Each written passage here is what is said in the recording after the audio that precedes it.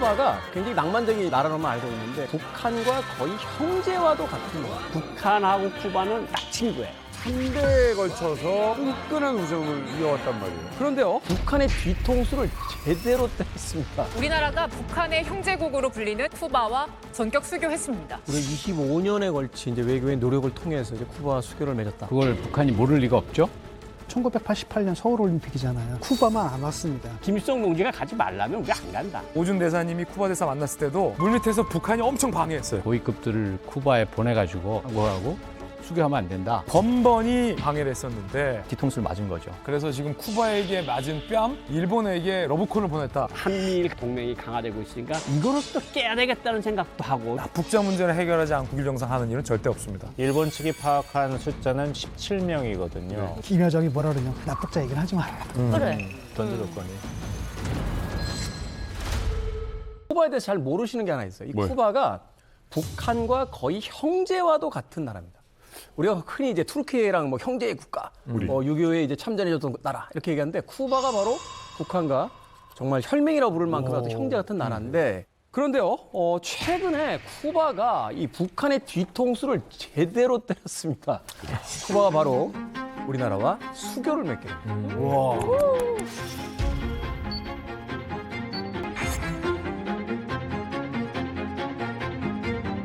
우리나라가 북한의 형제국으로 불리는 공산주의 국가 쿠바와 전격 수교했습니다.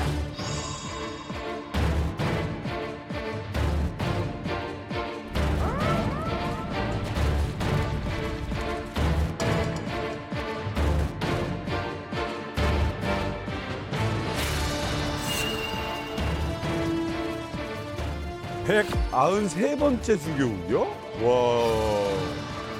깜짝 발표였는데 중남미 카리브 국가 중 유일하게 우리나라와 미수교 국가가 바로 쿠바였습니다. 이로써 쿠바가 대한민국의 193번째 수교국이 됐는데 아직 시리아랑은 우리가 수교를 안 맺고 있어요. 그러니까 쿠바보다 더 우리랑 수교를 안 맺은 국가가 유엔 회원 가입국 기준으로 한국과 이제 남은 셈입니다. 그래요? 예.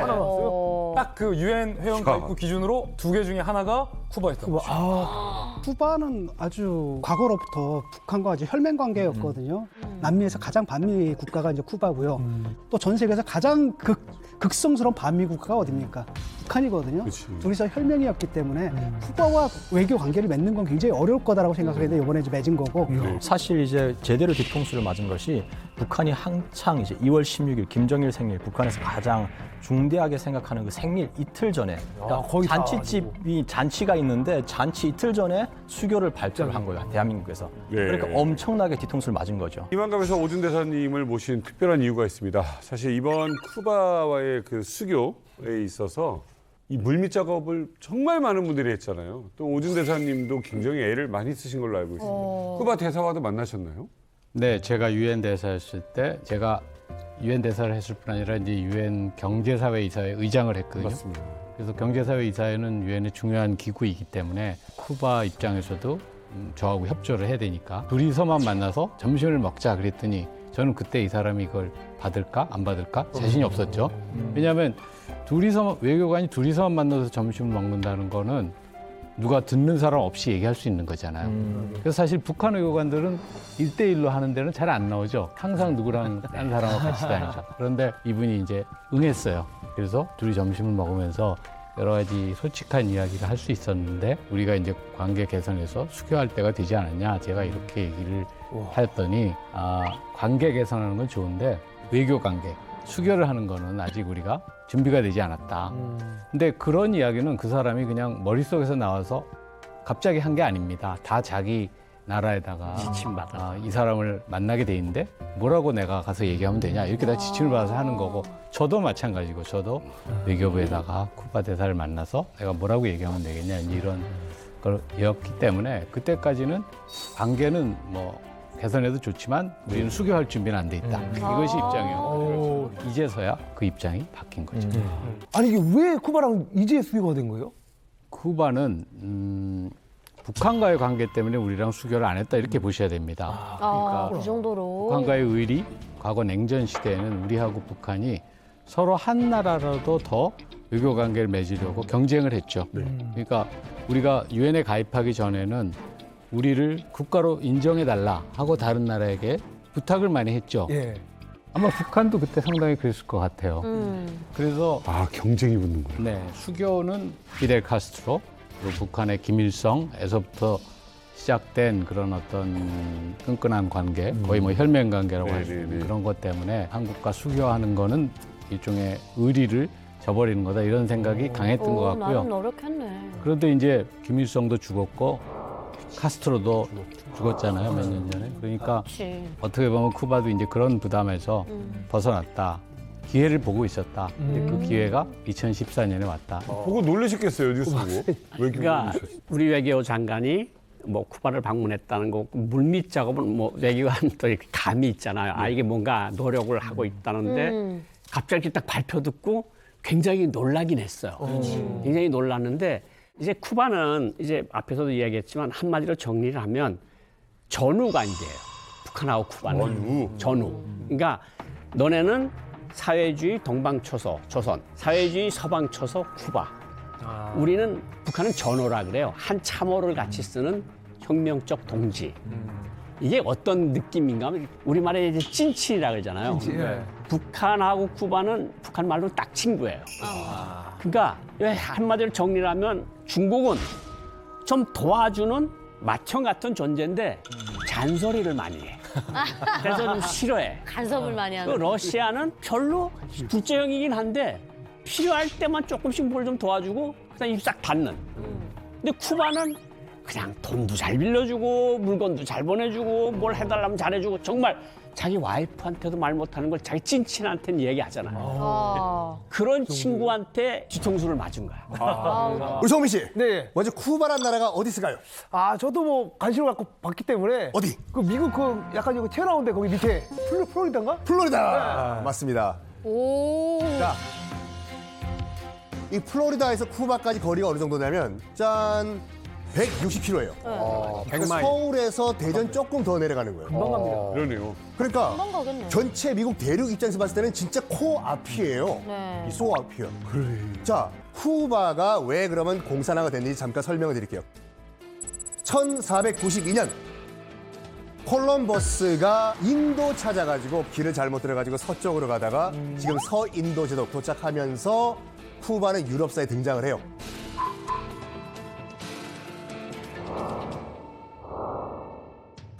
(1800년대) 초반에 나폴레옹이 유럽을 휩쓸러 버리죠. 네. 나폴레옹에 의해 가지고 스페인이라는 나라가 잠깐 사라져요. 그럼 중남미에 있던 스페인의 식민지는 본국인 스페인이 사라졌잖아. 이 기회에 독립해보자. 아, 독립. 해서 중남미의 국가들이 일제히 독립을 합니다. 하지만 이 스페인이 쿠바만큼은 절대 독립을 안 시킵니다. 전 세계 최고의 사탕수수 생산지였기 때문에 아까 럼주 얘기하셨죠? 그럼 달달하니 맛있죠. 달달. 왜냐하면 사탕수수로 만들어야 돼요. 아, 스페인 입장에서 봤을 때는 절대로 놓칠 수가 없는 식민지였어요. 다른 나라는 몰라도 쿠바 너희만큼은 절대로 노노노. 바로 플로리다 밑에잖아요. 네. 네. 여러분들이 지금 여기가 스페인 식민지라고 하더라도 생필품 같은 거를 스페인 본국에서 수입하실래요? 미국에서 수입하실래요? 미국에서. 미국이죠. 네. 그래서 쿠바에 있던 당시 스페인 식민지 하에 있던 주민들이 플로리다에서 이제 물류를 주고받고 살았던 거예요. 스페인 정부가 멀더라도 비싸더라도 우리 스페인 본국에서 사가라. 여기서 미국도 야 까불지 말고 어차피 쿠바는 미국 바로 아랫동네이기 때문에 미국 영역이야. 나가라 하면서 펼쳐진 전쟁이 1898년에 미국 스페인 전쟁이에요.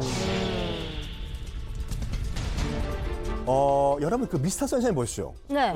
미스터 선샤인 보면 맨 첫 장면 이병헌 씨가 전투하는 장면 나오거든요. 네, 맞아요. 그게 이병헌 씨가 미 해병대로 참전을 했던 미국 스페인 전쟁이에요. 쿠바였어요 거기가요. 스페인이 박살이 나버려요. 이 전쟁 이후에 중남미의 패권을 갖고 있던 스페인이 몰락을 해요. 그리고 중미, 남미가 다 미국의 영역이 됩니다. 1902년도에 일단 쿠바가 독립을 하는데 미국이 완전히 독립을 안 시켜줘요. 정치적으로는 너희들 독립을 시켜주겠지만 경제적으로는 쿠바는 앞으로 미국의 식민지가 된다라고 선을 그어버려요. 이때 마침 어떤 일이 벌어지냐면 1920년도에 미국 금주령이 터져버리네. 미국 내에서 술의 제조, 유통, 판매가 금지가 돼버려요. 네. 술 좋아하시는 분은 아시겠지만 그렇다고 술 안 마십니까? 술 마시지. 깜짝이야. 그럼. 그때 이제 미국의 마케터들이 얘기를 해요. 자, 미 국민 여러분들, 이 주당 여러분들, 미 국내에서 술 못 마시니까 바로 플로리다 아래에 있는 쿠바라는 섬이 있는데 거기 가시면 마음껏 마실 수가 있습니다. 울랄라 갑시다. 가까워. 주당들이 다 쿠바로 내려가 버려요. 그때부터 이제 쿠바는 이제 이거의 천국이 되는데 이게 있으면 또 뭐가 있어요? 음주 가무. 그렇죠. 그러면서 쿠바가 향락의 도시가 돼버려요.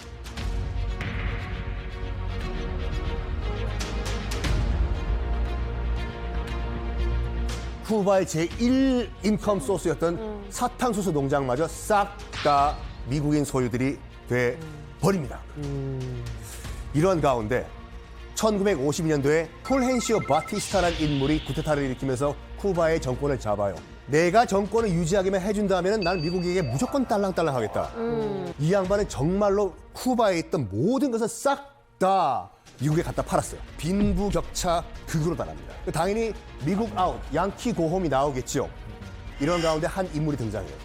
아무리 봐도 우리 쿠바를 살리기 위해선 내가 나아가야 되겠다라고 해서 등장한 인물이 바로 카스트로. 예, 바로 피델 카스트로예요.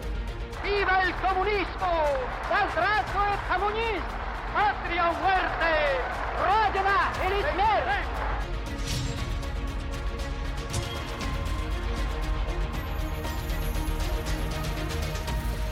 그 피델 카스트로 양반은 우리 할아버지하고 굉장히 친했던 사람입니다. 예. 그래서 내래 저분에 대해서 조금 공부를 해봤는데 저 카스트로 양반이 부자였던 아버지와 그 가정부였던 오마니 사이에서 태어난 그 사생아입니다. 똑같네. 열심히 공부해서 변호사까지 된 아주 훌륭한 사람입니다. 변호사가 됐음에도 불구하고 약간 집안 내력이 좀 아쉽지 않습니까? 그래가지고 약간 반골 기질이 있었어요.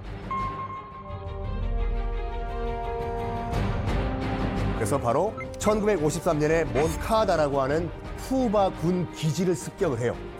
이거는 군사 반란입니다. 정부 군 기지를 피델 카스트로 변호사가 철컥 무장을 하고 덮친 거예요. 와, 이거 그럴 수가 있어요? 철컹철컹 잡혀요.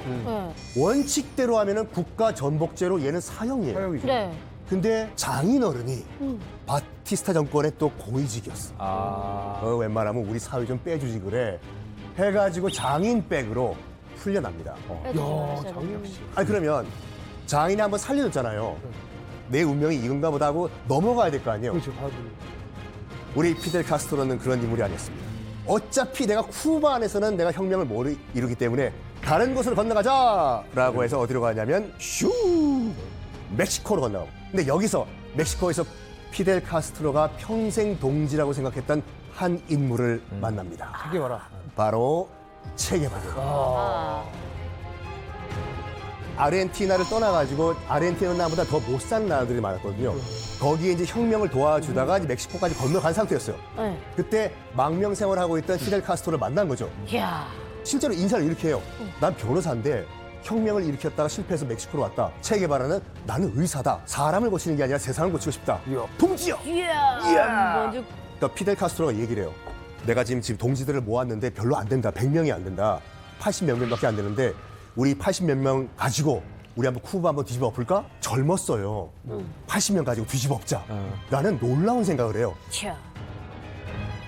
그리고 1956년 그랜마호라는 배를 타고 멕시코를 출발해서 쿠바로 넘어가요. 딱 80몇 명이 탔어. 대찬 생각이었죠. 100명이 안 되는 인물 가지고 쿠바란 나라를 뒤집어 엎을 생각을 했으니까. 혁명가들은 근데 혁명가들이네. 결론적으로 말씀드리면 성공을 합니다, 이게요. 오, 진짜요?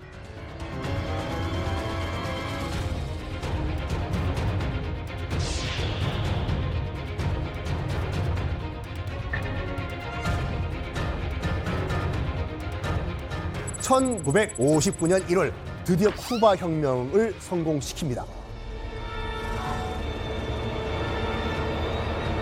이 순간까지는 피델 카스트로가 한 번도 자기는 공산주의자다라고 얘기를 한 적이 없어요. 근데 뭐냐면 내가 이 쿠바의 민심을 내 쪽으로 돌리기 위해서는 뭘 해야 되겠냐? 미국에게 빼앗겼던 카지노, 호텔, 사탕수수 이런 것을 빼앗아서 다시 민중들에게 돌려주자. 그러기 위해서 뭘 해야 되냐? 토지계획. 이것들을 싹 다 국유화해야 돼. 미국 정부라면 열 받아야 안 받아요? 완전 얼마 지어봤죠. 이것들이 미쳤나죠. 바로 160km 앞에 있는 미국이 우리의 철천지 원수가 됐어요. 그러면 우리가 살기 위해서 뭘 해야 된다? 소련에 붙어야죠. 미국의 원수와 손을 잡자. 아.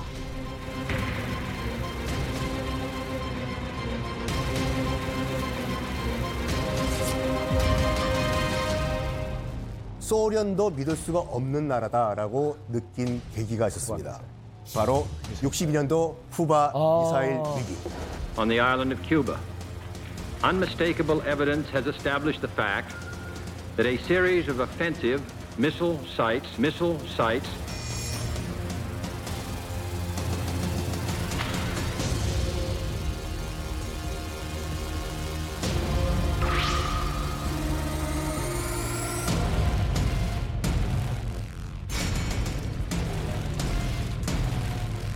그래서 바로 케네디가 소련에 전화를 겁니다. 뚜루루루 너희들 지금 이 건설 중단 안 하면은 우리 핵 미사일 쏘겠다. 3차 대전 준비가 됐냐. 소련 입장에서 봤을 때도 여기서 물러나면 체면이 말이 아니잖아요. 게임인데. 일단 못 먹어도 고라. 케네디가 선을 딱 그어요. 쫙 그런 다음에 넘어오면 요 선 넘으면은 나 핵 미사일 버튼 누른다. 요때가 진짜 3차 대전 발발 위기였어요. 그때 이제 소위 이제 지구종말 시계가 이제 몇 분 안 남았던 시기죠. 그래서 소련에서 출발한 군용 선박이죠. 케네디가 그은 이 데드라인 쪽으로 다가오고 있고 케네디는 지금 배 어디까지 왔나? 지금 도착 직전입니다. 누를까 말까 하고 있다가 당시 소련 서기장이 안 되겠다. 케네디가 진짜 누를 것 같아. 해가지고 야 안 되겠다. 후진해서 가던 소련 배를 다시 소련 쪽으로 돌립니다. 자 어쨌든 후르시초프 당시 소련 공산당 서기장이 야 가고 있던 소련 배 다시 뒤로 돌려. 생각 잘했다. 잘한 거죠. 이걸 보고 두 사람이 멘붕에 빠집니다. 이 두 사람. 와. 아 정말 소련을 믿었었지만 봐라 소련도 미국 앞에서 꼬리 내린다. 그럼 어떻게 하냐? 각자 도생이다. 그럼 우리가 소련과 손을 잡을 수가 없다면 누구와 손 잡을까? 같은 동병상련인 쿠바와 북한과 쿠바 우리끼리 손을 잡자 해서 그때부터 1962년부터 쿠바와 조선민주주의인민공화국은 친구 둘이서 야 믿을 건 우리밖에 없다 이러면서 이제 카스트로와 어떤 김일성 그러니까 쿠바와 북한의 브로맨스가 이제 시작이 됐다 이렇게 정리를 할 수 있는 거네요. 네. 그렇죠. 그러니까 북한하고 쿠바는 야 이런 때 우리가 힘을 합치자. 쿠바에서 러시아하고 뭐 군기지들 다 철수하고 이러면서 위기가 오니까 김일성한테 도와달라 그래요. 그러니까 김일성이가 그때 남조선 혁명 하겠다고 만들어놨던 AK 소총 10만 정을 무상으로 줍니다. 그 당시에 북한은 살림살이가 괜찮았던 거예요? 그 60년대는 그래도 좀 괜찮았어요. 그래서 그거하고 기관총, 지뢰 모든 보병 무기를 줘요. 그러니까 카스트로는 굉장히 고맙죠. 그런데다가 대사를 보내는데 외교관 보내지 말고 군 장군, 전략을 아는 군 장군을 좀 보내라 대사로. 그러니까 김일성이가 박중국이라고 유명한 상장이 있어요. 별 3개짜리. 너가 대사로 가. 그래서 가서 쿠바군을 지휘를 해요. 전쟁 경험이 있던 인물이었구나.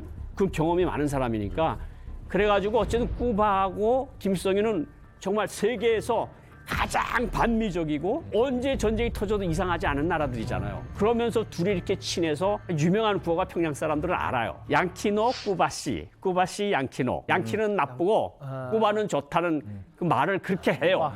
그래서 쿠바 사람들 만날 때 양키노 쿠바시 그러면 쿠바 사람들 엄청 좋아해. 쿠바시. 쿠바 예스. 그게 북한 사람들 만날 때 그런 양키노 쿠바시 그러면 당신 스페인어 잘한다고. 스페인어 하나도 모르는데 그런 정도로 쿠바하고 북한하고는 친한 거예요. 그러던 1986년 김일성이 피델 카스트로를 평양에 직접 초청을 하고요. 심지어 12,000km를 카스트로가 날아서 노장이 평양으로 옵니다.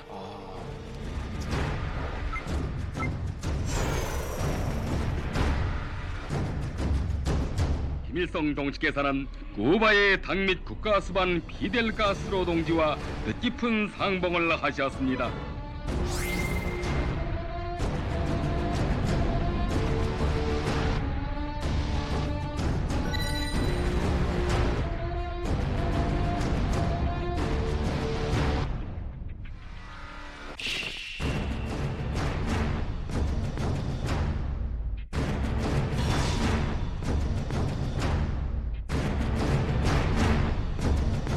와, 김정일 때도.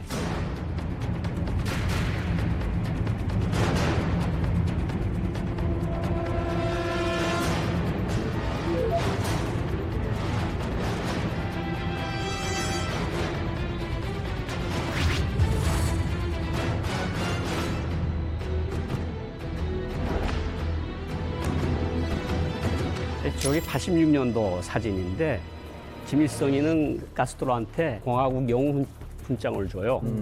저기 제가 평양 외교부에 있을 때 왔던 거거든요. 근데 어느 정도로 둘이 그랬는가? 개천군 가감리라는데 1월 18일 기계 공장이 있어요. 이게 지하에서 만여 명이 기술자 노동자들이 군수품을 만드는 공장이에요. 10,000명이 지하에? 10,000명이 지하에. 여기 이제 탱크 엔진, 잠수함 엔진, 경비함 엔진 같은 거, 미사일 엔진도 거기서 만들었어요. 그 공장을, 지하 공장을 김일성이가 카스트로를 데리고 들어간 거예요. 근데 김일성이가 그때 무슨 이야기를 했는가 하면 우리나라 정치국 위원들도 여기 들어와 본 사람은 거의 없다. 당신은 외국인으로서 처음인 게 아니라 우리나라 간부들 중에서 당시 처음으로 내 이 공장을 보여준다. 그럴 정도로 카스트로가 감개무량을 한 거죠. 우리 무력이 바깥에 나온 건 별로 없어 보이지만 우리는 이렇게 강한 군사력을 가진 나라다. 이런 걸 보여주고 카스트로가 거기 감명을 받아서 우리 두 나라 사이의 친선관계를 더 발전시키자. 이렇게 나옵니다. 외교적으로 상징적으로도 북한에게 쿠바라는 나라가 갖는 중요성은 중국 다음이라는 얘기가 있습니다. 그만큼 북한한테 중요한 나라라는 건데 사실 북한과 쿠바의 우정은 김일성 시절에 이미 시작됐고 그 이후로 또 아들인 김정일 역시 만나가지고 우애를 나누기도 했고요. 그리고 1997년에는 그때가 어떤 때입니까? 고난의 행복 때지 않습니까? 극심한 경제 난 속에서도 북한 청년 500여 명 세계 청년 학생 축전이 벌어지는 쿠바로 또 보내기까지 했었거든요.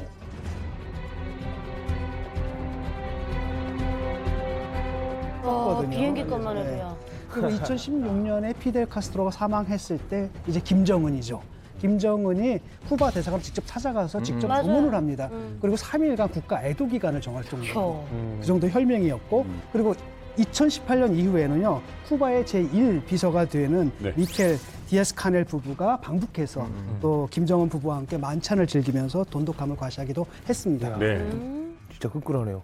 아니 그럼 북한 주민들은 쿠바라는 나라를 되게 좀 친숙하게 좀 생각할 것 같은데 어때요?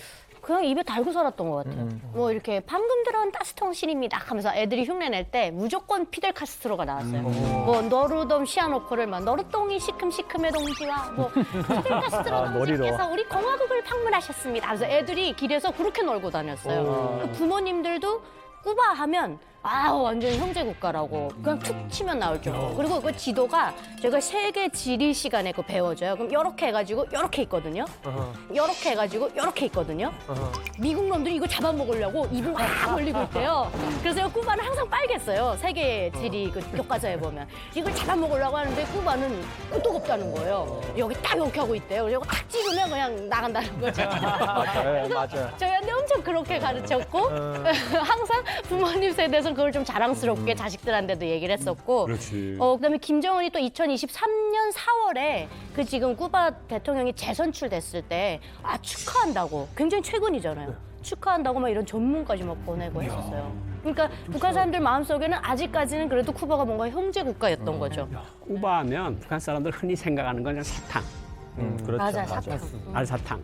그러니까 이런 얘기들을 하는 거죠. 이제 사탕이 평양시에 좀 풀리면 쿠바 동지들이 보내준 거다. 맞아요. 그리고 사탕수수가 있으니까. 그렇죠. 북한 사람들이 설탕을 그렇게 좋아해요. 그리고 설탕 가루를 선물로 간부들한테 줘도 간부들도 좋아해요. 맞아요. 그만큼 희귀한 물건이야. 네, 귀해요. 근데 그거를 주는 유일한 국가가 쿠바야. 그래서 쫙 평양 시내 설탕가루가 팔리면 쿠바에서 10,000톤짜리 설탕을 실은 배가 하나 들어왔군. 청진항이나 뭐 원산항에 들어왔다. 이럴 정도로 쿠바 하면 사탕이에요. 맞아요. 자, 어쨌든 김일성, 김정일, 김정은 이 3대에 걸쳐서 끈끈한 우정을 이어왔단 말이에요. 그런데 이제 대한민국과 수교를 하겠다. 야, 우리나라 대단해. 외교관들 그 틈을 삐죽고 들어가는 거 아니에요? 어떻게 들어가? 이게 뭐 쿠바가 아닌 밤중에 홍두깨도 아니고 갑자기 뭐 한순간에 마음을 바꿔서 어제까지는 대한민국이 적성 국가였는데 오늘부터는 아니다. 우리 노선 갈아타자. 이렇게 간 게 아닙니다. 외교는 이렇게 한순간에 바뀌지 않습니다. 우리 정부가 계속 쿠바를 향해서 러브콜을 보냈고요. 오준 대사님이 유엔 대사로 계실 때가 2015년이셨죠. 5년, 6년? 그렇죠. 그러니까 그때도 우리 정부는 대한민국 정부는 물밑에서 쿠바와의 국교 수교를 위해서 노력을 했고 첫 순간은 아마 1999년일 겁니다. 당시에 미국 주도로 계속 이제 쿠바를 경제 제재하고 있었는데 유엔 총회에서 쿠바를 대상으로 한 미국의 경제 봉쇄를 일시적으로 중단하냐 마냐의 결의안이 상정됐어요. 근데 당시 이제 대한민국 정부가 1999년에 미국의 입장을 대변한 게 아니라 미국의 경제 봉쇄를 중단해야 한다라고 대한민국이 의결을 합니다. 표결을 합니다. 이게 굉장한 사건이었어요, 당시에. 그리고 바로 그 다음에 2000년대에 들어서 대한민국이 쿠바에 수교를 제안합니다. 그러니까 그때부터 1999년부터 계속 쿠바에게 마음의 빚을 하나 쌓아가다가 지금 이 결실이 나온 거죠. 우리가 25년에 걸친 이제 외교의 노력을 통해서 이제 쿠바와 수교를 맺었다. 이제 좋은 소식이긴 합니다만, 우리 입장에서 사실 얼핏 생각하기엔 쿠바에서 과연 우리가 뭘 얻어? 우리가 사탕수수 때문에 쿠바하고 수교를 맺는 건 아닐 텐데 하는 생각을 하게 되거든요. 어떤 이유가 있는 겁니까? 정확하게 말씀하셨는데요. 근데 외교는 덧셈만 있는 게 아니죠. 외교의 다른 쪽면은 뺄셈이지 않습니까? 북한한테 이렇게 소중한 나라였는데, 중요한 나라였는데 등을 돌리고 우리랑 국교 정상화했다는 것은 우리한테 플러스란 면도 있지만 북한한테는 대단한 마이너스가 되기 때문에 그 충격을 이제 북한이 느끼고 있는 것이죠.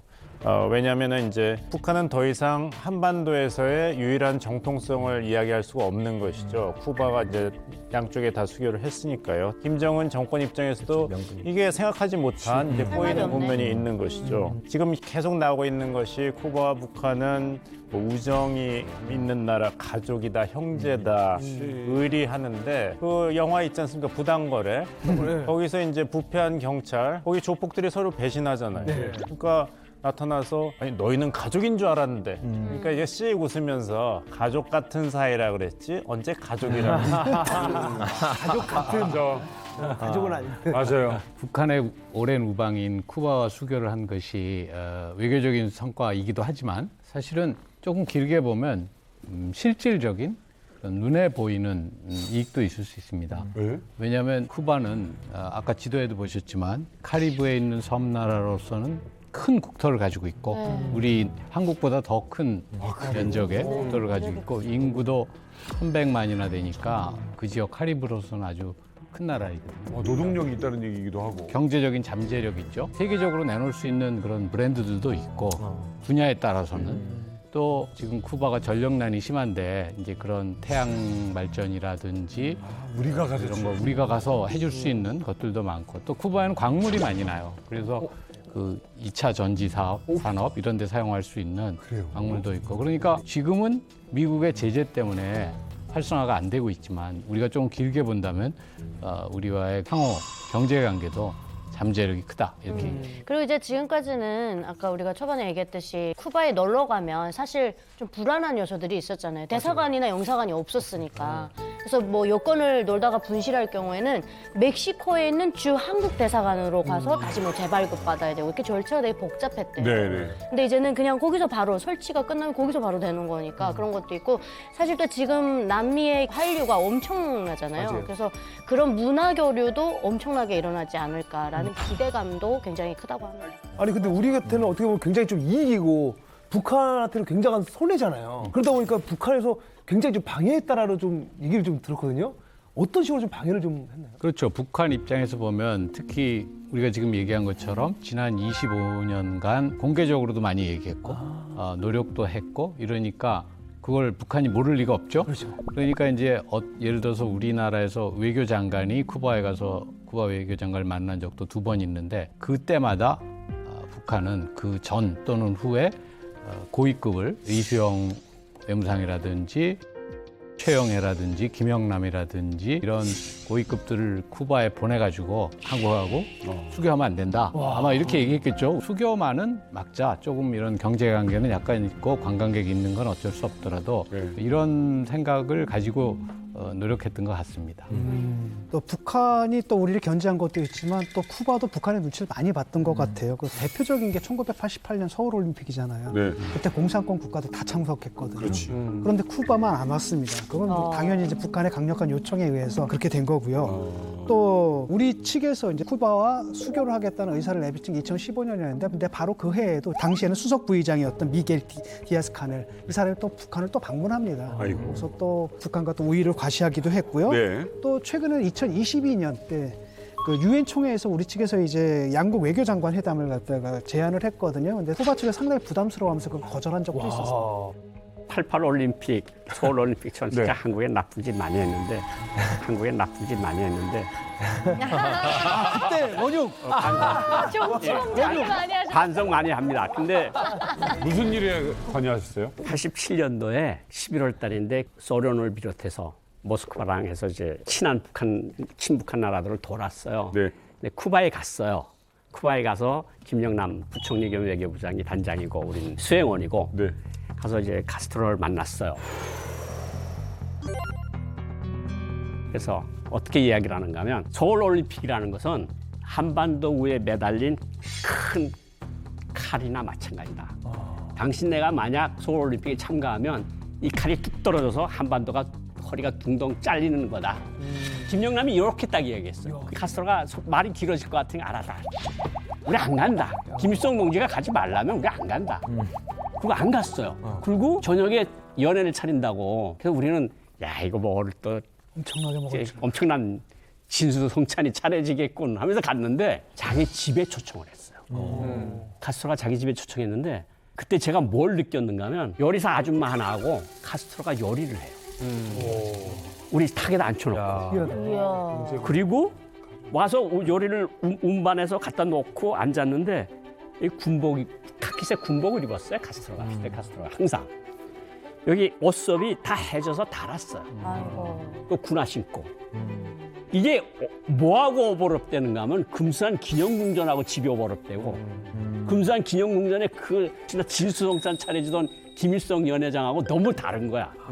야 이거 공산주의 하려면 이렇게 해야 하는 거 아닙니까? 진짜다. 근데 거기에 너무 많은 의미가 네. 포함돼 있어요. 근데 그 사람도 맞다. 진짜 공산주의는 여기서 공산주의를 하는 거다. 그랬던 나라가 결국은 그때부터 몇 년이 흘렀잖아요. 뭐 수십 년이 흘렀잖아요. 이게 이념 가지고만 살 수 없는 거 아니에요. 그렇죠. 백성이 공산주의 이념만 가지고 먹고 사는 건 아니거든. 그러니까 자기네도 빵이죠. 국민들을 먹여 살리고 빵을 줘야 되니까 한국하고 수교할 그런 필요성을 그렇게 느낀 거죠. 이만갑이 정말 대단한 게 우리나라랑 쿠바를 방해하려던 북한 외교관과 우리나라와 쿠바의 관계를 정상화하려는 대한민국 외교관이 지금 같이 앉아 계세요. 외교 통일. 쿠바 대통령 때 쿠바와 관계 개선했다 뭐 이런 얘기 들었거든요. 그렇죠. 그게 아까 제가 말했던 2014, 2015년에 있었던 미국과 쿠바의 국교 정상화였습니다. 그러니까 좀 숨통이 트였어요. 그때 그렇죠. 오바마 대통령이 손을 내민 거죠. 네. 그래서 테러 지원국도 해제하고 국교 정상화를 선언하면서 미국과 쿠바 관계가 참 훈풍이었어요. 그런데 트럼프가 두둥 등장을 하면서 지금까지 있었던 모든 상식은 상식이 아니다. This president can reverse them, and that I will do unless the Castro regime meets our demands. I am canceling the last administration's completely one-sided deal with Cuba.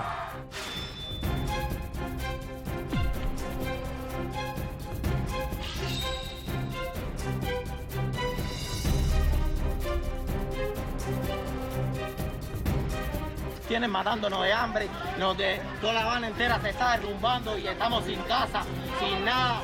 Tienen dinero para construir hoteles, para construir de todo. Y a nosotros nos tienen pasando hambre. 미국 국내 정치를 잘 봐야 되는 게 미국 대통령 선거는 우리나라 대통령 선거랑 틀린 게 직선제가 아니에요. 직접 투표가 아니라 선거인단을 받아야 되는데 270명 과반수. 플로리다가 굉장히 중요해요. 29명이나 할당이 돼 있거든요. 근데 플로리다는 아까 설명하신 대로 쿠바에서 넘어온 반쿠바, 반경책을 지지하는 층이 많기 때문에 플로리다 선거인단을 잡으려면 쿠바에 대해서는 강경책을 써야 돼요. 근데 트럼프가 지난 대선에서도 플로리다를 이겼거든요. 그래서 계속 그렇게 되니까 계속 막고 있고. 그래서 불법 체류자 문제가 생겨요. 예, 미국의 제재가 지금 계속되면서 지금 쿠바가 사회주의 국가 아니겠습니까? 북한처럼 완전하게 배급 체계가 끊긴 건 아닌데 사실 배급 체계 자체가 지금 흔들리고 있고 그러다 보니까 심지어는 이제 아동들을 위해서 분유 지원을 요청할 정도가 돼버린 겁니다. 특히 이제 코로나 이후에 쿠바의 주 수입원이 뭡니까? 관광객이거든요. 그러니까 코로나 이후에 엄청나게 타격을 받았고 그래서 지금 아바나 같은 경우에는 일주일에 뭐 4번 정도 정전이 된대요. 한 번 정전이 되면 하루에 한 10시간 정도 정전이 된다고 합니다. 그런 것도 전력 북한과 사정도 안 닮았다. 좋고 사실 굉장한 극심한 경제난에 지금 시달리고 있다고 합니다. 우리나라랑 손 잡아야 되겠다. 그러네.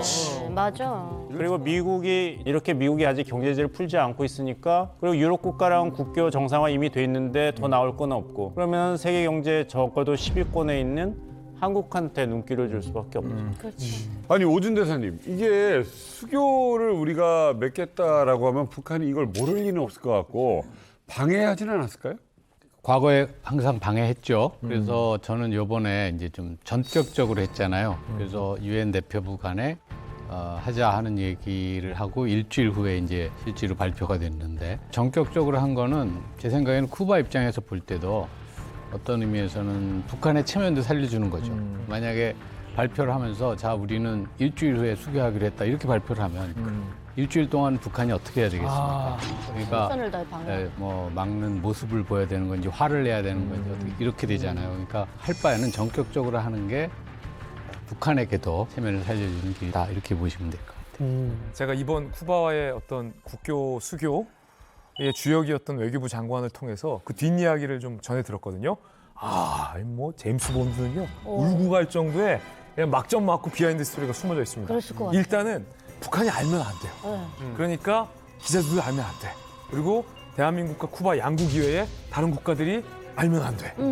정말 은밀하게 해야 돼서 쿠바 외교 차관과 우리나라 외교부 장관이 2번 정도 물밑에서 은밀하게 만났어요. 한 번은 과테말라에서, 한 번은 우리나라에서 만났어요. 은밀하게 만난 거죠. 그런데 당시 북한의 눈치를 좀 많이 봤다고요. 쿠바 차관이나 쿠바 공무원들이. 그래서 우리나라에 대한 기대감은 준비되어 있는데 쿠바 외교 차관이 이렇게 얘기했다고요. 스페인어로 sin prisa, sin pausa. 그러니까 서두르지 않되 멈추지 말자라고 얘기했다는 거예요. 이건 외교부 장관이 듣기에 야 이거 오준 선배한테 했던 얘기랑 좀 다른데 2015년에 쿠바가 보였던 공식적인 워딩이랑 다르다는 거예요. 그때는 국가 외교 관계는 하지 말자.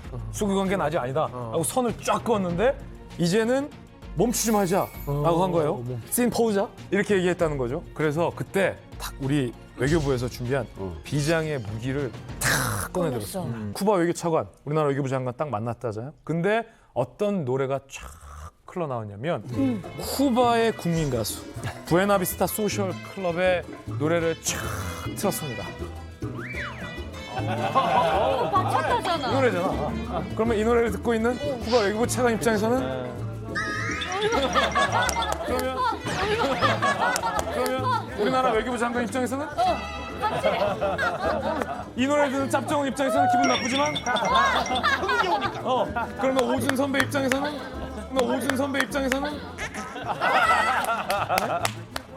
고영한 거 쿠바 반대했던 고영한 박사 입장에서도 한 번에 해줘야죠. 그러니까 부에나비스타 소셜 클럽은 말 그대로 우리 입장에서 봤을 때 거의 아리랑급이거든요. 그렇구나. 일이 잘 안 풀리는데 아리랑 아라리가 나온 거야 지금. 그래가지고 이제 감동을 받았으니까 일이 좀 잘 풀리나 싶었는데 좀 어떻게 협상 좀 하자. 그랬더니 이제 쿠바 측에서는 의도는 좋지만 아직까지 우리가 좀 풀어야 할 문제가 있다. 라고 차일피일 또 협상을 미루는 거예요. 그래서 또 한 해가 지나가고 그래서 우리 협상단도 이제 이게 정말 우리가 노력을 했음에도 불구하고 이게 물 건너간 것이 아닌가라고 하고 있었는데 2024년 2월 7일 주 유엔 한국 대표부 황준국 대사 앞으로 한 통의 전화가 갑니다. 여보세요? 헬로우? 누가 걸었냐? 보니까 바로 주 유엔 쿠바 대표부 대사였어요. 전화가 왔다. 먼저 건 거 아니에요 지금? 네, 그렇죠. 먼저 건. 일단 무슨 용무로 전화가 오셨습니까? 그랬더니 쿠바 측에선 일단 만나자고. 중요한 이야기가 있다는 뜻이죠. 그렇지. 만나자고. 자, 왜 부르셨습니까? 침묵이 흘러. 그때 쿠바 대표 부대사가 이런 말합니다. 한국과 의미 있는 교류를 원한다. 드디어 2000년 첫 수교 제안 이후 24년 만에 쿠바와의 수교가 성사되는 순간이었습니다. 옆에 계셨죠? 그러니까 지금 얘기하는 거 되게 옆에 있었어. 모든 사건 옆에 있었어. 이렇게 은밀하게 만났다. 부에노비스타 소셜클럽 음악을 틀어줬다. 이런 얘기를 듣고 전화를 했어요. 왜냐면 확인을 해야 되니까. 작년에 그렇게 은밀하게 만나서 쿠바 재즈 틀어줬다며. 그랬더니 틀어줬지. 못 틀어줬는데 그랬더니 관타나메라 틀어줬지. 그러니까 음악이 좀 틀렸어요. 아까 그게. 그래서 제가 춤을 안 춘 거예요. 그걸 썼어야 되는데. 콤파이 세븐도에 관타나메라를 틀어줬다고 하더라고요. 이게 체크를 직접 할 수 있는. 너무 잘했다. 제가 너무 잘했다 그랬어요. 쿠바 입장에서는 북한하고 워낙 가까웠으니까 정말 찐친이니까 우리도 주의를 기울일 수밖에 없고 쿠바도 마찬가지죠. 샷업하고 조용히 그냥 갑시다. 이걸 또 쿠바에 들어가서 우리가 대표단이 들어가서 하면 또 쿠바 외무성이나 각지에 또 그 친북 분자들이 있어. 친조선 분자들이. 또 우리나라 들어와서 또 뭘 한다 그러면 여기 또 언론인들 또 냄새나고 뭐 쿠바 뭐 외교 장관이 왔대. 이런 것보다는 차라리 그냥 뉴욕에서 뭐 외교관들 만나는 건 자연스러우니까 조용히 만나서 일주일에 땅 갑시다. 탁 발표 안 되면 뭐 북한은 그냥 꿀먹은 덩어리야 돼. 지금 아무 소리 못 하고 있는 거야. 근데 북한 입장에서는 쿠바가 우리하고 수교를 맺었다고 해서 함부로 또 그렇게 바로 내칠 수 있는 관계는 또 아니잖아. 야, 이 정도면 거의 뭐 007 작전 수준이다라고 이야기했는데 첫 버전에 있어서 뭐 액션이나 뭐 이런 것들이 없더라도 국가 간의 어떤 수교가 훨씬 더 이렇게 긴박하게 이루어질 수 있다는 게 굉장히 흥미롭습니다. 북한이 방해하고 싶어도 이 정도면 거의 뭐 손 쓸 틈이 없었던 거 아닙니까? 그렇죠. 유엔 한국 대표부 안에서도 전화를 아까 받은 황중국 대사를 포함해 단 3명만 극비리에 내용을 공유할 정도로 보안에 신경을 썼습니다. 그런데 이 비밀 수교에 산이 하나 남아 있었습니다. 산? 큰 산이 하나 남아 있었습니다. 바로 대통령실에서 주재하는 국무회의. 왜냐하면 이 대한민국이 외국과 수교 조약을 맺기 위해서는 헌법 89조에 따라서 반드시 이제 국무회의의 심의를 통과해야 한다. 라는 내용이 있는데 문제는 국무회의의 사전 안건으로 올라가는 순간 그건 대통령실을 취재하는 기자들에게 풀이 되는 상황이잖아요. 그래서 외교부에서 007 작전을 여기 한 번 더 쓴 거예요. 어떻게 하냐면 국무회의가 진행 중에 이른바 즉석 안건, 쪽지 안건으로 차차차차 수거가 됩니다. 그러니까 대통령이라고 가정을 하면 국무회의 중에 연기 잘하신다. 거기 있었네. 거기 있었어. 나는 거기가 취재가 돼. 싹 이제 즉석에서 즉석 안건으로 간략 보고를 하고 국무회의에서 통과를 시키고 다시 이 종이를 수거합니다. 그리고 마지막 회의 결과 때 브리핑을 하거든요. 기자들에게 브리핑도 하고 백 브리핑도 하는데 그때 추가 안건이 있었다는 사실조차 함구했습니다. 그러니까 대한민국 기자들도 모를 수밖에 없었죠. 그러니까 얼마나 또 저희가 철두철미하게 했냐면은 사실 이 수교 협상이 미국 땅에서 우리 동맹의 나라에서 이루어졌는데 미국에도 심지어 사전에 통보 안 하고 2월 14일 당일날 이야기합니다. 그만큼 이제 이 쿠바와 한국의 그런 수교 협상이 엄청나게 물밑에서 진행됐던 거죠. 아니 근데 쿠바 쪽에서 수교를 맺자고 이제 연락이 온 게 2월 7일이었잖아요. 근데 왜 일주일 후인 14일에서야 수교를 맺게 된 거죠? 양국 정부가 국무회의라는 공식 절차를 걸쳐서 안건을 상정하고 결정할 시간은 필요하죠. 정도 일주일 정도면 이제 결과가 나오는 건데 2월 14일이 무슨 날인지 잘 아시죠? 그렇죠. 발렌타인데이. 그렇죠. 근데 이제 쿠바가 또 카톨릭 국가이기 때문에 발렌타인데이가 굉장히 의미가 있죠. 우리 할아버지께서 말씀하시기를 이 소련하고 중국은 이 뒤통수를 칠 수가 있어도 쿠바만큼은 절대 배신하지 않는다. 아주 호언장담을 했습니다. 근데 내래 그걸 소식을 듣고 너무 열이 받아가지고 우리 여정이한테 바로 담화문을 발표하라고 지시를 내렸습니다. 영상 보라고. 왜 직접 하지? 왜 자꾸 동생시켜?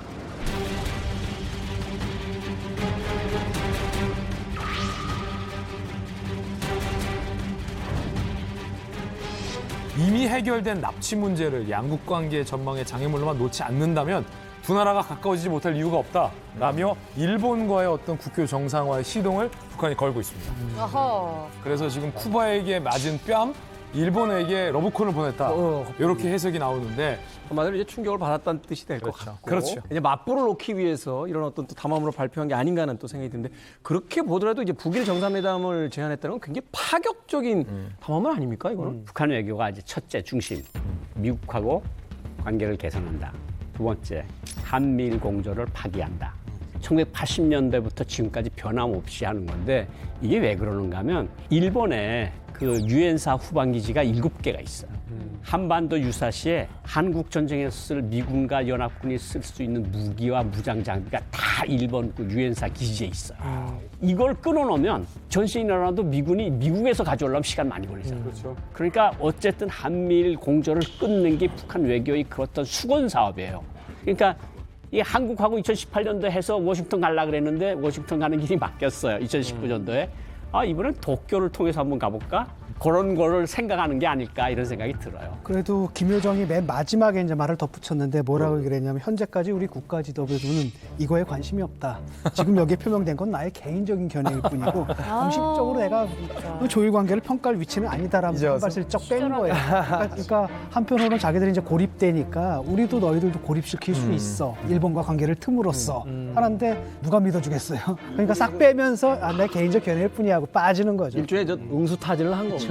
아니 그 북한이 일본을 예전에는 굉장히 싫어하는 걸로 알고 있었는데 조선중앙TV에서도 욕을 좀 많이 했던 걸로 알고 있거든요. 찰지게 하죠. 엄청 하죠. 일본의 섬나라 족속들에 대한 지탄의 목소리 또한 거세게 터져나오고 있다. 간악한 쪽발이들을 가만두어서는 안 된다. 아베 패당은 지랄 발광하고 있는 것입니다. 외로운 섬나라 정치 난쟁이들의 온갖 악을 산생시키는 특대용 범죄 집단이다. 대단하다. 이게 참 국제사회에서 한 국가에게 이렇게 저는 일상적으로 듣고 살았어요. 공영방송. 보잘것없는 일본 열도의 4개 섬을 주체의 핵탄으로 바닷속에 쳐넣어야 한다. 일본은 더 이상 우리 가까이에 둘 존재가 아니다. 한 국가에서 발표할 수 있는 내용이 아니잖아요. 그렇죠. 저기 저런데 좀 피나요. 근데 저게 한국 분들이 듣기에는 막 이렇게 섬뜩섬뜩한가 봐요. 아니, 저희는 너무 평상시에 계속 듣고 살아가지고 그래서 북한에는 오죽했으면 영화를 만들어도 일제강점 시기에 순사가 북한의 그 노동자들을 얼마나 잔혹하게 막 그 똥물을 퍼먹이고 이런 영화를 어릴 때부터 보여줘요. 그 정도로 한국보다는 더 미국보다도 더 사실은 이 한이 있어요. 그랬는데 갑자기 뭐 일본과 뭐 이렇게 탁 친선에 뭐 자세를 취하면 교과서에서 가르쳐줬던 거 그동안 TV에서 우리를 세뇌시킨 거랑은 너무 다른데 이런 좀 뭔가 혼란스러울 것 같아요. 교육적으로는. 아니 그 북한이라는 나라가 이게 정상국가가 아니라 전시국가예요. 그러니까 저렇게 항상 선동적인 어법들 이런 것들이 그냥 일상화가 돼버린 거죠. 우리 같은 경우 정말 극단적인 경우에 정말 적과 일전을 치룰 때 그러니까 장병들한테 아니 지금 전쟁 중에 러시아하고 우크라이나도 저렇게는 이야기 안 하는 것 같은데. 근데 사실 그 반일 교육은 많이 해요. 근데 일정 수준에 올라간 간부들은 일본에 대해서 그렇게 생각 안 해요.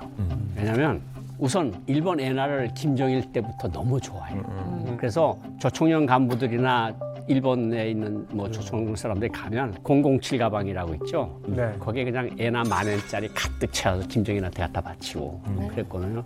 그러니까 간부들 속에서는 일본 엔화, 유로, 달러 다 나쁜 나라 돈이잖아요. 그거 좋아하고 담배도 일본 피스, 마일드 세븐 이게 최고급 담배야. 백성들한테는 그냥 미워하고 마가리가 어쩌고 욕을 해도 자기네는 또 그렇지 않다고. 맞아. 증오심을 심어주고. 그리고 이게 외교부 사람들 같은 경우는 뭐였냐 하면 어차피 돈 나올 거는 일본밖에 없다. 식민지 배상금을 물어야 되니까. 그런데다가 한미일 관계가 강화되고 있으니까 이거를 또 깨야 되겠다는 생각도 하고. 그러니까 머릿속이 너무 복잡해. 그러니까 김여정이 말한 것도 마지막에 이건 그냥 내 개인 생각이야. 그냥 국가 지도부하고는 아무 상관없어 이러는 것도 이런 복잡한 속내를 보여주는 거라고 생각해요. 하지만 일본 입장에서 북한하고 손잡는 거 지금 가능합니까? 그렇죠. 지금까지 얘기는 그건 김여정 입장이고 맞아, 북한 일본 입장이지. 사람들은 전혀 다르게 생각할 수 있잖아요. 그리고 지금 일본은 대한민국과 관계가 너무 그 어느 때보다 좋거든요. 그래서 제가 일본의 입장을 직접 취재했습니다. 과연 일본 국민들은 김여정과 북한의 이 같은 담화에 대해서 어떤 입장일까?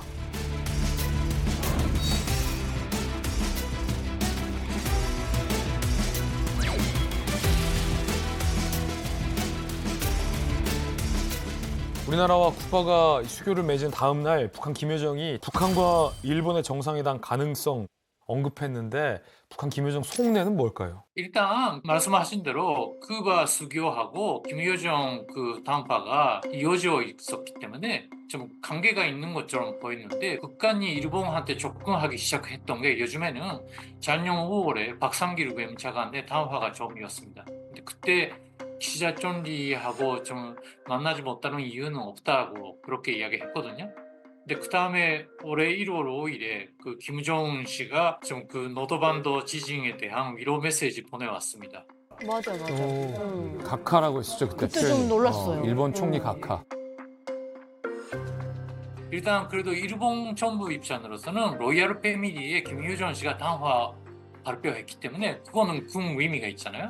그러니까 북한은 일본하고 진짜 그 협상을 하려고 하는 생각이구나라고 그렇게 볼 수가 있고요. 그러니까 서로가 지금 곤도 세우고 그 진짜 상대방이 우리가 생각하는 대로 다를 건지 아닌지를 지금 살펴보고 있다는 그런 단계라고 보시면 됩니다. 서로 간 보고 있는데.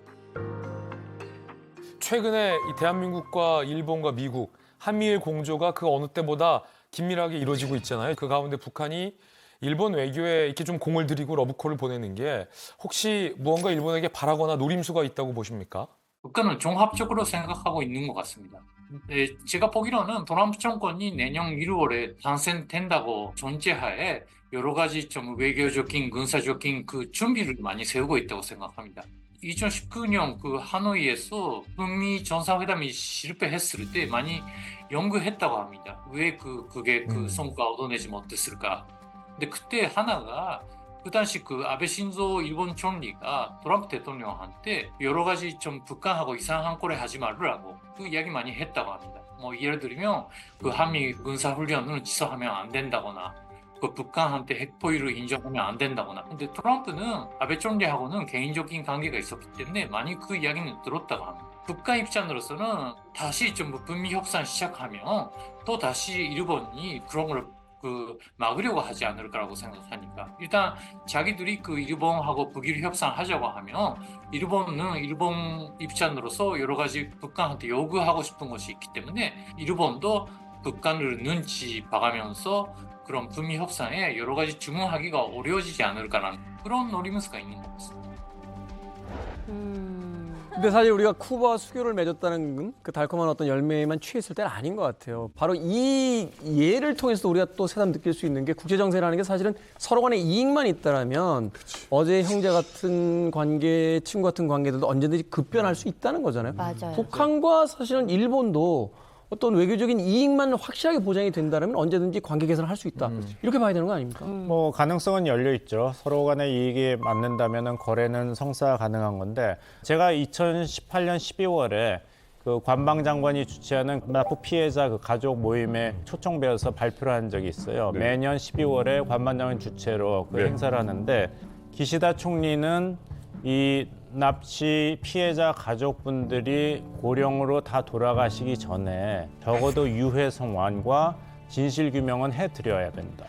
한을 풀어드려야 된다. 이것은 무슨 일이 있어도 우리가 최선의 외교 노력을 기울여서 실현시켜 드려야 된다는 그런 명령을 외교부랑 정부 관리에게 내렸어요. 그래서 북한이 원하는 것은 아까 김여정 담화문에서 나왔지만 다 해결된 문제는 얘기 안 한다는 것이고 일본 입장에서는 납치 문제 해결이 중요하지만 그것 때문에 우리가 미국하고 한국과 등을 돌리고 북한 비핵화 문제를 소홀히 할 수는 없다는 것이기 때문에 이 간극이 앞으로 어떻게 메어질 것인가, 메어질 수 있는가 이것이 우리의 관전 포인트입니다.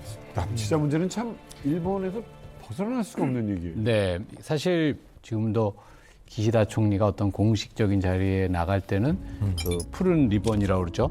그 납북자들을 데려오겠다 하는 의지의 표명이라고 할 수 있는 그 리본을 달고 나가고 굉장히 민감한 국내 정치적 사안이기 때문에 일본과의 관계 개선에는 이것이 굉장히 이제 중요한 요소가 될 수밖에 없고요. 과거에 사실 북한 인권 문제에 관한 결의안 같은 거를 협상할 때도 일본이 꼭 잠깐 납북권 문제를 내야지 납북 문제를 이렇게 꼭 짚고 넘어가는 굉장히 중요한 이슈이기 때문에 네. 일본에게는 그걸 감안할 필요가 있습니다. 아니, 우리나라에도 이 납북 피해자분들이 좀 많은 걸로 알고 있는데 일본인 납북 피해자분들은 몇 분이나 되시는 거예요? 일본 정부가 공식적으로 밝힌 건 17명입니다. 그래서 일본 정부에서 사라진 17명을 뜻하는 미싱 17이라는 표현을 쓰기도 하거든요. 그중에 가장 대표적인 게 1977년 13살 중학교 1학년 나이로 학교에서 마치고 집에 귀가하던 길에 사라진 요코타 메구미야. 메구미 씨. 네. 이 메구미 양의 행방이 불명됐어요. 그런데 20년이 지난 어느 날 아주 뜻밖의 입에서 메구미의 소식이 전해진 건데 바로 한국으로 망명한 북한 공작원 안명진이 메구미는 북한이 납치한 거다라고 사실을 밝히면서 메구미 양의 실종 사건이 급반전되게 되죠. 20년 만에. 그 당시 이제 메구미의 납북 사실이 일본 사회에 알려지면서 일본 사람들은 큰 충격을 받는 겁니다. 황당하지 않습니까? 학교에서 끝나고 오던 학생을 중일자를 배에서 태워가지고 북한으로 그냥 데려가 버렸다라는 것 아니겠습니까? 그래서 이때 이제 딸을 잃어버린 그 메구미의 아버님이 납치 피해자 가족 연락회라는 단체를 만들어서 전국을 돌아다니면서 서명을 받아요. 그래서 모은 서명이 1,200만 명의 서명을 받죠. 1,200만 명. 또 그런 가운데서 이제 뭐가 밝혀지냐면 이렇게 납북된 사람이 한 메구미만이 아니다라는 사실이 이제 드러나는 거죠. 여기저기서. 그렇죠. 그래서 이들이 이제 같이 운동을 하면서 일본 사회에 이제 강력한 충격을 주게 되죠. 네, 뭐 피해자들 또 일본의 관심 뭐 이런 게 총리의 방북으로 이어지게 되죠. 2002년 9월입니다.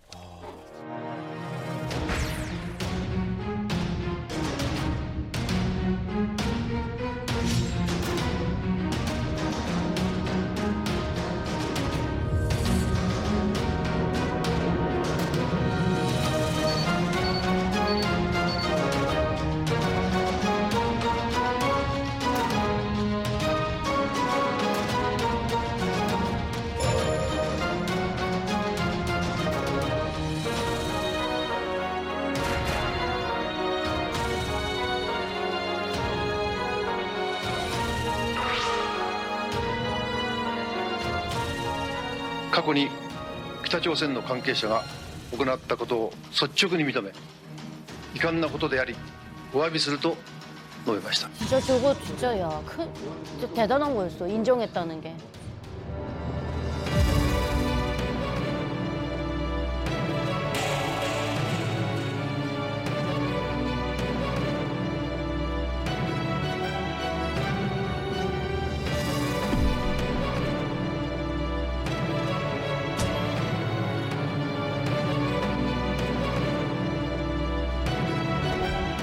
그런 일이 있었다는. 당시 이제 일본과 북한의 정상회담 의제 중에서 가장 중요한 게 바로 방금 보셨던 납북자 문제였습니다. 그때까지만 하더라도 북한의 공식 오피셜 입장은 납북자 몰라?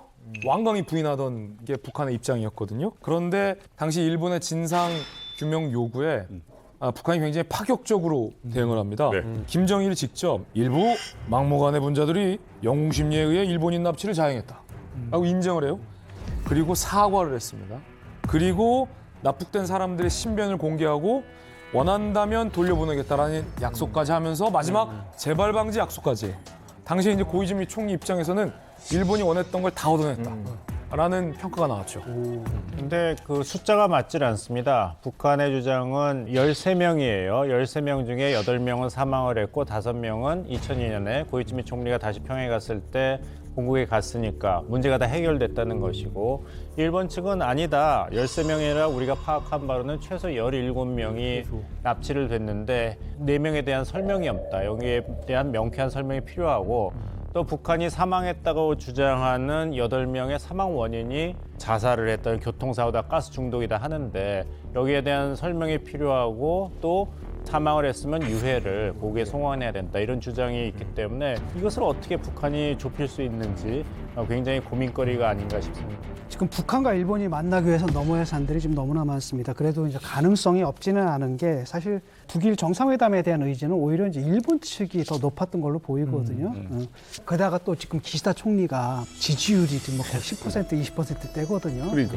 이럴 때 뭔가 돌파할 수 있는 카드가 있는데 만약에 이걸 한다면 이 성사가 되든 안 되든 간에 어떤 일정한 기간 동안은 모멘텀을 얻거든요. 지지율 상승에. 모든 뉴스를 다 빨아먹고. 북자 문제만 그래서 해결하면. 저는 예컨대 트럼프가 북한하고 만나가지고 뭘 해결할 것 같진 않아도 만나는 쇼를 하듯이 기시다도 그런 쇼 차원에서 정치적인 이 사실상 해결될 거라고 믿어서가 아니라 이득을 위해서 어떤 만나는 쇼 같은 것 정도는 연출할 수 있지 않을까 그런 가능성 충분히 있다고 봐요. 저도 진 교수님 의견에 동의합니다. 바이든이 재선이 된다면 지금 이런 시스템대로 갈 거예요. 한미일 공조, 있을 틈이 없고 북핵 문제 그냥 넘어가지 않을 것이다. 하지만 트럼프는 다르지 않습니까? 말씀하신 대로 쇼 차원에서도 정상회담을 북한하고 다시 할 가능성이 있으니까 그렇다면 일본 입장에서도 미국이 이런 걸 주도하기 전에 일본의 핵심 국가 이익은 어느 정도는 확보하려는 그런 노력은 분명히 기울일 텐데 기시다 총리가 지지율이 워낙 낮기 때문에 괜히 북한하고 정상회담을 했다가 유권자들이 납득하지 않는 결과를 한다면은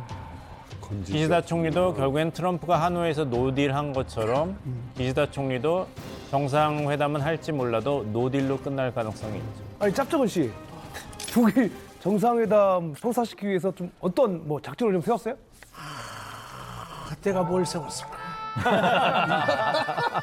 이 화면을 보고 30초를 생각했지만 나오지가 않아. 미국이 이런 걸 주도하기 전에 일본의 핵심 국가 이익은 확보하려는 그런 노력은 분명히 기울일 텐데 기시다 총리가 지지율이 워낙 낮기 때문에 괜히 북한하고 정상회담을 했다가 유권자들이 납득하지 않는 결과를 한다면은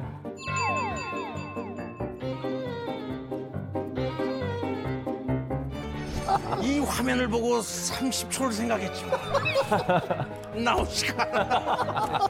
전문가들도 모르는 걸. 아니 그러면 한낱 개그맨한테 물어보면 어떻게 알아? 하나만 물어봐. 뭐라고? 한낱 개그맨? 도망갈 데가 없네. 그러니까 이거지. 선배가 바로 앞에 있네. 진짜 김정은이 저럴 수 있어. 그러니까 아무 생각 이거지. 없을 수 있어. 근데 이제 이 북일 정상회담을 바라보는 우리 입장도 참 미묘할 것 같아요. 이제 북한을 어떤 방식으로든 이제 국제관계 속에 좀 끌어내서 대화를 시작해야 된다는 것은 누구나 또 생각하고 있는 부분일 텐데 그런데 이게 과연 이제 우리가 아닌 일본이라는 미국과 북한이 직접적으로 이제 대화를 시작하고 우리를 이제 한마디로 소외시켰을 때 오는 또 다른 어떤 효과도 있잖아요. 어떻게 이걸 바라봐야 됩니까? 근데 저는 거기까지 가는 게 너무 힘들다고 봐요.